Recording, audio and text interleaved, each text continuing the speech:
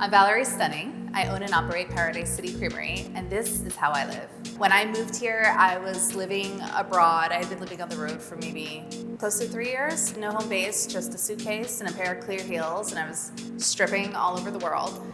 And when I was ready for a closet and a couch, and I was like, I'm going to stripper Mecca, Vegas. And I got here and I was not let down. I also love the potential here.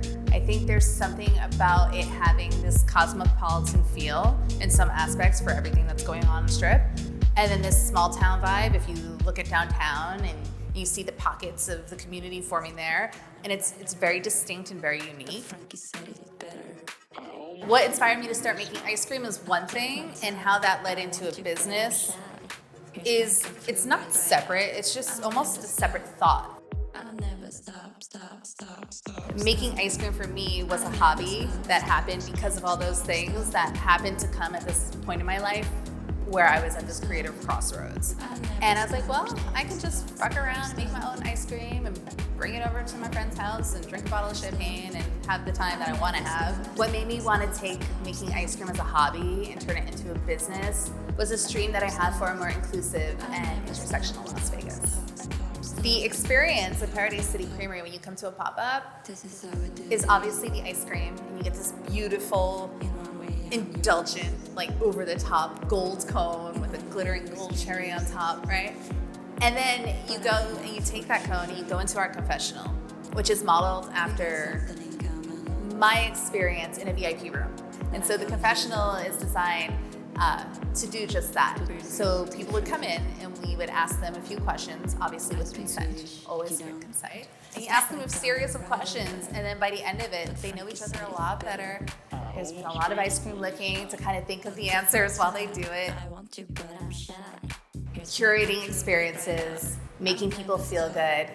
I thought, how rad would it be to build something that celebrated sex workers and our culture and how we do so much for the economy and the community, but in a way that was accessible to folks that may not understand or folks that won't respond really if I were to go up to them and be like, did you know all these things? Right? With that, I also thought, how revolutionary could it be if I not only told that story and built something that did just that, but that it was built by the people who it was for, right? So if the foundation of the business moving on was comprised of sex workers, people of color, LGBTQ+, and even more so taking that and going, all right, we could do that. What if we also then gave back to those very communities? And so the inspiration behind the creamery, because it's so many things, but ultimately, that's why I say I feel it's a movement and not just about the ice cream. I don't believe that business and personal are separate. There are people behind businesses, and if you look at businesses, like at least the smaller businesses, right? Every single one of them is like a reflection of who their owner is. And so with that train of thought, I always believed like a business, if anything, if what you're serving to the people, right, is of quality and the people want it, then it could be a really great platform and it could speak to so much more and it could actually be impactful to change if it's done right. The advice I would give to somebody who is just starting out as an entrepreneur, it would first be show up. Showing up is so much of it, right? Get out of your head, put your anxiety in a box, talk to as many people as you can, because you don't nail the elevator pitch on the first try.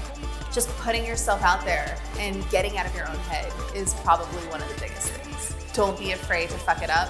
I've had to check myself so many times. Done is better than perfect. Just fucking get it done. Whatever it is, make the first step, make the first move, and then from there you can figure out where the tweaks are and then keep going. The next thing I would say is ask for help. Asking for help is so huge. Being a business owner and being on this journey has really taught me the value of, being vulnerable and asking people for help and being okay with like taking it.